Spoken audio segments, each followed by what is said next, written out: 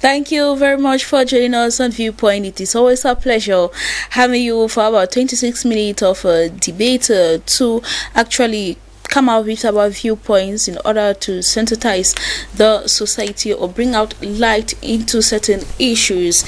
And today we are going to be touching education together, COVID-19, and we'll be discussing with Tamfu Jones. He is a journalist. Very often he is a regular panel. He'll be accompanied by Mange Venashus. Tamfu Jones, good evening and welcome. Good evening, Vanessa. Good evening, televiewers. Good evening, Mr. Mange Venashus. It's always a pleasure to come here and share our views to contribute to nation building. Mange Venashus, good evening. Good evening, Vanessa, and good evening to our viewers out there. Like Mr. Tamfu said, you know, we will come together.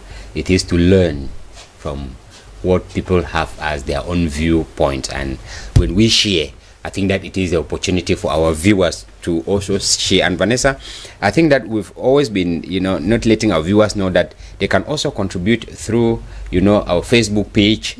Yes, they can also let the contribution, the discussion continue even on Facebook, because we have the program online on Facebook. On Facebook, equally like on Play Store, they could download the TV application and watch every programs going on the DBS television. My special regards go to darling Law Akula watching us at this particular moment. Let us take a first part of the show.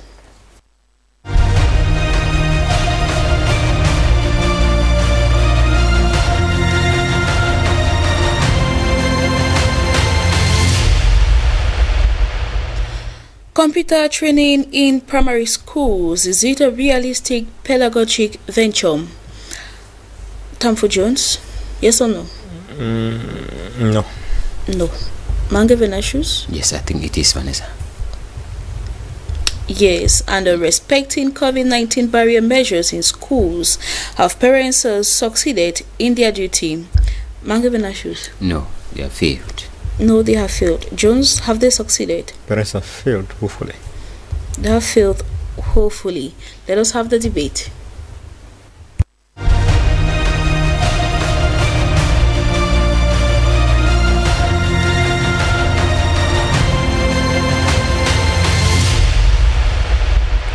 Computer training in primary schools, is it a realistic pedagogic venture? Tamfu Jones, you think that it is not, in trying to find out how valuable is this training to these children in primary schools? Or do you think it's not valuable? It is valuable. Okay. It is valuable and necessary. But the unfortunate thing is that in the country where we live, the training is being carried out, is set to being carried out, but in reality it is not carried out properly, because we are talking about the country whereby in which we have teachers or tutors who earn less than 50,000 francs monthly, and that makes it practically impossible to pay an IT engineer who will come and drill these children, because at a given point in time we realize that we use quacks. Somebody have made little or no knowledge about the whole show. Has time not come for us to train people to be professionals in a particular field? Because when we talk about the computer education, people limit about knowing the mouse, knowing the CPU, knowing knowing how to name the you just know the names. That's just all at that level. Is it really, you know, our educational system as a whole needs to be reshaped, given that people should be specialized. We should come to a specialized system of education, whereby if a child says that I would like to be an IT engineer in the future, from the basis they start teaching the child how to become an ICT engineer in the future. But when we just generalize and they are teaching everything to everyone, at a given point in time, even in some schools, there's no electricity. In some villages, they don't even have electricity. If schools in Douala have even a lab thing, an ICT lab with a single computer, how many students are in that school that will study on a single computer? It is sad that you will see in schools where they say they teach ICT, but the teachers will go and draw a computer on the board and name it on the board. That means everything is visual. You see it written. You see the picture of the computer, but you don't see the computer in a real life. So we should stop fooling ourselves and stop doing copy and paste. It is working in other countries, but here it is not practical. But it is said that it should be taught. And when you look critically, you see that some children are being cheated. The ones that find themselves in remote areas where there's no electricity and other facilities. They only hear about computer, they read it on readers, they have never seen a computer. And in most schools that do have computers, they always have an extra fee for computers practicals. They have an extra fee for computer practicals, but the practicals that's being given to them is not enough for them to have good knowledge in computer engineering. Because if you teach a child computer only to know how to type and write and then know the names of the computer accessories, to me it's useless. Teach the child to be an engineer, to operate computers. Why not build computers in the nearest future? As time not pass, where we will only be taking what they are telling us and not also try to give out our know-how. Of the African countries are already mounting cars, and we are here talking about children who go and see computers on the board and on images. So what could be the best pedagogic approach to computer studies in primary schools? The best pedagogic approach is not about pedagogy. It's about kicking out these leaders because they have failed. It's the failure is not at the level of the schools, because if this system of education is not changed, the pedagogy will remain the same. It will take good leaders to do follow up to make sure that what is taught in the primary school to the children is what will. Vanessa, time has passed when you go and begin to learn how to name a butterfly. I'm telling you, if these people want to be serious. When I say specialization, we say that, okay, this school is meant to train computers engineer from base up. So people who want their children to become computer engineer in the future, they should be ready to pay the school fees for the training. Those who don't want it or who are unable to pay, because computer engineering, you know what ICT means in the West. That is what is paying off this day. But if we end at the level of naming a mouse, mouse pointer, CPU, keyboard, we will not help us in any way. So what I'm saying is that either we are doing it or we are not doing it. Our society, our educational system should be reshaped in such a way that things should be done the way they should be done. Thank you very much, Tamfo Jones. Mangavenashus, you think that it is a realistic pedagogic venture teaching primary school children a computer? Yes, Vanessa, I think that when we talk about teaching primary school, computer science education, it is something that we need to start building it. I acknowledge the fact, like Mr. Tamfo is saying, that we are already behind in relation to the strength development in ICT studies. We are behind, yes, but the problem that we have here is we need to begin from somewhere. We should not, mark time on the same spot because we are behind. We should not penalize our children because we are behind. If you and I never had the opportunity when we were in primary school to be introduced to ICT studies, it was because at our epoch, those things never existed. That's true. But now, if they exist, we have the duty to let our children start the introduction into ICT knowledge from the base. Remember, there's a Latin adage that says, repetitio et mater studiorum. That is, repetition is the mother of studies. In as much as you start from the base, you are growing with that notion. Mr. Tamfu is talking of computer engineering. That is that's just one branch in computer science studies. You cannot become a computer engineer when you don't know the parts. What they are doing in primary school is what we call introduction into computer science, into computer studies. You must be able to identify the parts of a computer.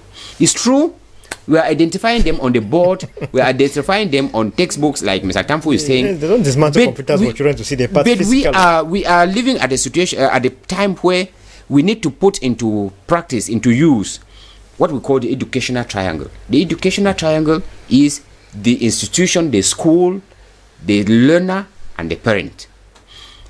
In Western countries where computer science started for some time, these children or the students don't get themselves introduced in schools. They have them in their homes. How many parents have them in our homes? If I have a computer in my house, it means my children should start touching it at home, and by the time they reach school, they're talking about a mouse. They know what a mouse is. But how many parents are privileged to have that? That is where I mean by that is where I mean by respecting the respecting the educational triangle. Respecting the educational triangle. That's what I mean. Because if we have to respect it, it means parents need to come in with their own contribution to make sure that they can contribute by making sure that they have computers in their home. Not every parent can have it. Not every parent can have it. But then, if we do an effort for those who can and start it from there, when we talk of a mouse, we talk of a keyboard, we talk of a CPU, a child knows it already. And like I said, repetition, you know, will bring about efficiency. The child who already knows, Vanessa, it is not only children. I will tell you that there are still some adults who would not even know how to manipulate a mouse. When you put a mouse, I remember the first classes that we had, you see adults were crying that this thing is heavy. Just to turn a mouse around, somebody will push it and the mouse pad will fall off the table. Because you think that as you are pushing and you are just going with it and it falls off.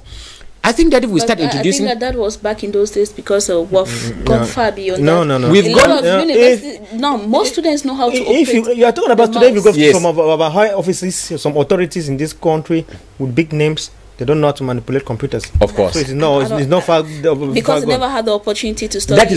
That's why I think now that where we are, it is but normal that we go, if we understand the fact that, like he's saying, we have most of our parents, most of our elder brothers who don't know how to manipulate. But then, should we remain in that stage? When we say, is it a realistic pedagogic venture?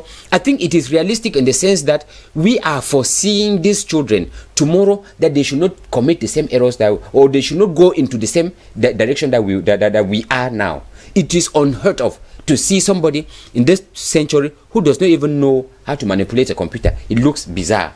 So if we don't, from my observation, I would rather tell you that now they train more children to be used to these Android phones rather than the computer. Which the error now, they may have some similarities, because when you look at, when I was listening to my child, my daughter was talking about ICT, tools of communication. They were talking of things like drums, things like floats, things like gongs. Those are things that we didn't even do them. Communication tools. Now they are talking of ICT tools, those that uses electricity and those that use electricity and those that do not use electricity. And when they talk of those that use electricity, they start talking of radio, telephones, computers, TVs. These are we are opening them up into this modern ways of communication, to embrace them. And if we start from the base, it will become realistic when they get at the age where they can learn. I know at this age, what I do in my house is I let them play games. I cannot insist on them, you must know how to type. No, they play games. By so playing games, it is the game that attracts them into the computer. By so doing, the child, you see, start knowing how to handle the mouse. The child knows how to move about with the mouse pointer on the monitor. With time, once they reach a certain age, maybe class 6, from 1, we suppress the game and we go directly into real ICT applications. They were introducing them. So I think it is a realistic pedagogic venture if we start introducing them from the base. Teaching them from the blackboard and from textbooks. Yes, and most textbooks, what they do now is these computer parts, they are printed in colors. in such a way that you can easily identify them. I mean, in real life, when you see a mouse, is like a mouse looks like. So those of my generation will say yes. Those are the type of textbooks we had. Correct, correct. So when we start introducing them like that, it's true they are not available as compared to the number of students that are available that are there in a classroom. But if we start from maybe classroom, from textbooks, and parents come in with their own contribution, that's where my point is. Parents should come in with their own contribution here. You cannot pay a child. You don't buy a computer for only one child. 3-4 children in the house, and you buy a computer, they get their hands on.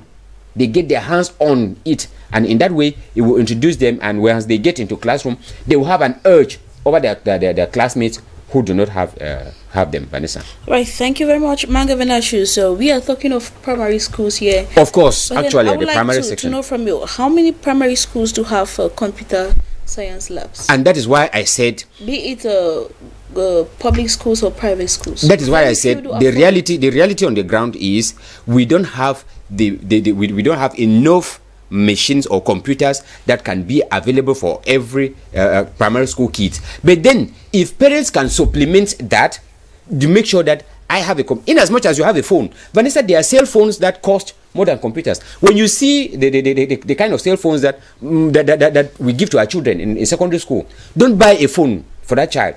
Buy a computer in the house. With even 25,000, 30,000, you can have a computer set in the house just for children to learn. Just for children to learn, because you don't expect to buy a high quality computer. You are not doing anything with it. All right. So I think that if we parents, we can change our telephones to computers. We'll have computers in our home, and our children, once they do the learning in school from textbooks, they come home. You can in the house, you are relaxed. You are no more with the pressure of so many. You can have the time to try your hands on it, and I think that we will be able, to have the expected results that we want from our children. Vanessa. We remain in education and directly linked to health about the COVID-19 pandemic, and trying to find out whether have parents succeeded in their duty to make sure that children respect the barrier measures. Tamfu Jones, you think that the parents have not succeeded? We are already talking about the second wave of infection, not only in Cameroon, but almost in Africa and in Europe or Western countries. So, how have parents failed? I once said here that children going back to school amid COVID-19 is a failure to prevent the spread of the disease, given that these children, they bought the same taxi with adults who may be carriers, because the coronavirus does not move. Human beings move the virus. So if these children bought a taxi with an infected person, they automatically catch the virus. Now, talking about parents failing in helping their children. Now, how many children do you have face masks that they put on every day?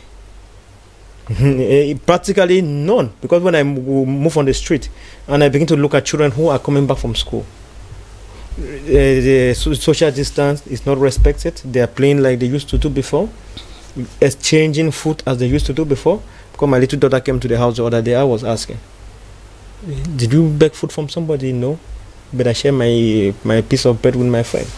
It's normal. It's normal, but she will bite,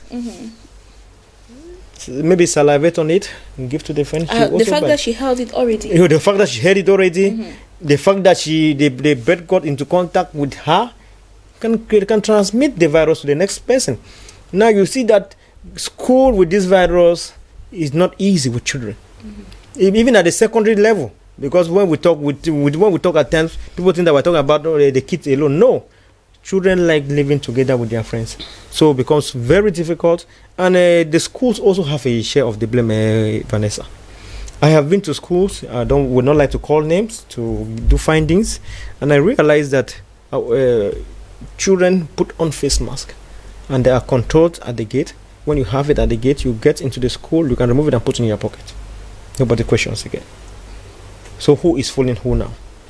So you realize that there's laxity from the part of the government. But now, at the beginning, before school reopened, away from the schools or putting buckets or soaps to wash hand, parents were instructed or were given upon the responsibility to provide every child with his or her equipment. Meaning, you have your hand sanitizer in your bag, you own your face mask, you have your didactic materials to be used in school. Everything means that you're not supposed to share with another child.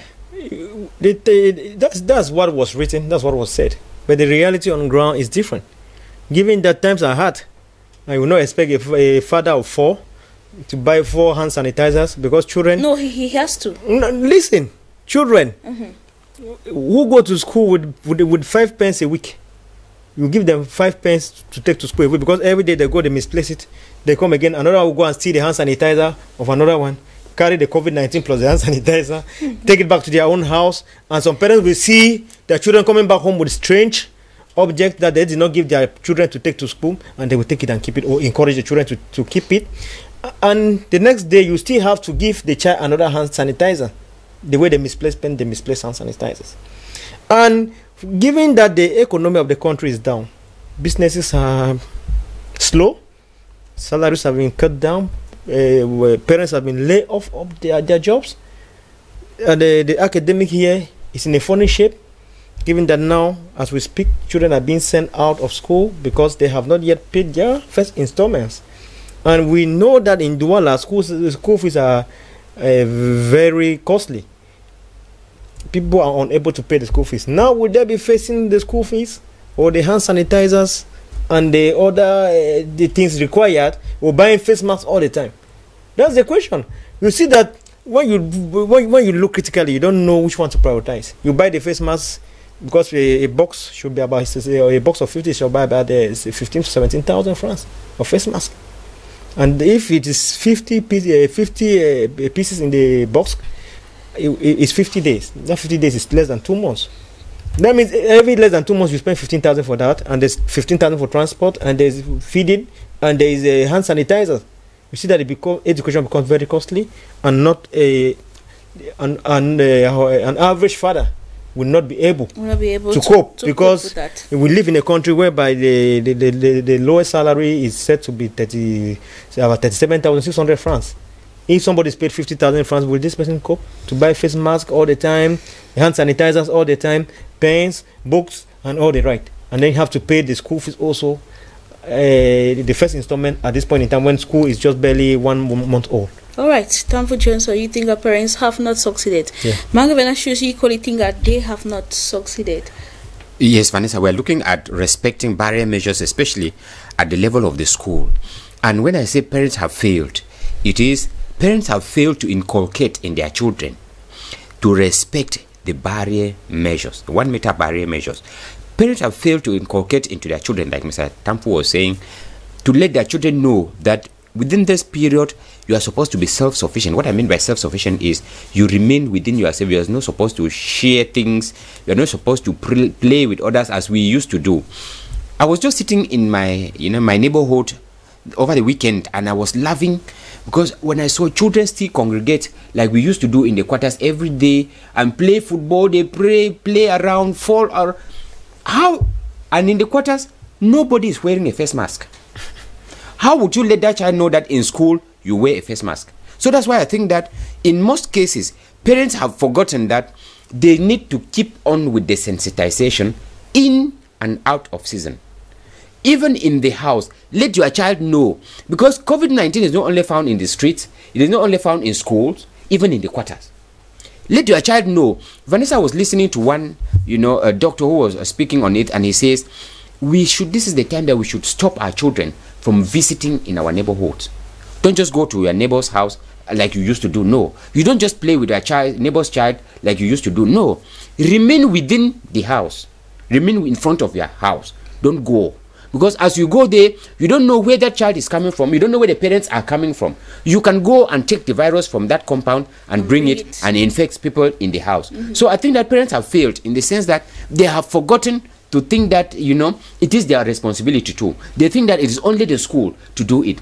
Vanessa, how many parents still maintain the fear that came with this coronavirus? In some compounds, we had buckets washing buckets in front of their homes. How many of those buckets now still exist? They have failed. And a child who does not wash his hands. Could we say that because the government of Cameroon has been able to contain the virus and was really talking of a 2% of infection, so parents thought that no, the virus is over or have conquered it in Cameroon. And the retrend has proven that thinking was wrong. That is why of recent we had new cases of coronavirus registered in schools here in Littoral, in the West regions. So it is a fact that the thinking, the impression that Cameroonians had that coronavirus has been conquered is wrong. We are still having new cases of coronavirus that are being recorded in Cameroon. Remember, just about 2 weeks ago, we were talking of 500 new cases that were recorded in Cameroon. That was as the last, update that the Ministry of Public Health, the figures they gave out. Between that period and now, we are about 2 weeks now. We don't know what might have been. So maybe we have passed 500 again. And like it is happening in Western countries, we may not say that Africa will be an exception. So I think that parents still need to let their children know that the fear we had for coronavirus in March, April, May, it is still the same fear that should exist now. Because if you are not afraid of coronavirus at home, you will not be afraid of it in school. That is why the children, once in some schools, you cannot venture to enter the school campus without a face mask. And that is why when they go to school, they wear their face mask, and when they are coming at home, they remove it. Which means coronavirus is only in school. And we parents, we forget that in as much as we talk about, respecting safety protocol, we must respect them at home too. When a child goes out and goes to school, when that child is coming back home, that child needs to sanitize the hand. The first thing you should do is either you wash or you sanitize before you enter the house, because you run the risk of bringing the virus from outside into the house and you contaminate the rest of the household. So I think that we need to keep insisting on, instilling on our children that even at home, even in our neighborhood, I remember somebody was saying, don't simply say because he is my colleague, don't simply say because he is my family member. No, respect the barrier measures, because you don't know where the he or the she is coming from, and he can bring it and contaminate you. So we need to keep sensitizing our children. If they respect at home, it will follow in school. Like Mr. Tamfo is saying, you see them wearing the face mask, entering the school. Once they are within the school campus, they remove the thing. You don't see them. So we don't need to, forget sensitizing our children, Vanessa. Thank you very much, Mange Vinicius. Let parents not forget that they have a huge role to play in guiding these children. So, Tamfo Jones, what could equally advise parents who have relaxed their method of training their children in respecting these measures? Failing to train your children to respect this measure is failing yourself to respect the measures, because parents who respect the measures will not fail to train their children to respect this measure. When we look critically, realize that we parents, we don't respect social distancing, we don't put on our face mask anymore, we have just abandoned everything, we have forgotten. I think that corona is dead and gone. But if we're not careful, this is a virus that we are born to live with it like the HIV. So I think time has come when we have to be responsible, so that we can in turn transfer this responsibility to our children, so that they too are responsible. Because by the time the child doesn't pick this virus from school, you go and behave irresponsibly and come back home, you will bring the virus and still give it to this child to go to school and contaminate other children with. So all of us are called to be responsible, and not the children alone. All of us are called to be responsible. Parents, teachers, the students, the entire community is called upon to make sure that these safety protocols are being respected. That said, thank you very much for watching. We can call it a day. Do stay tuned for programs continue on DBS Television.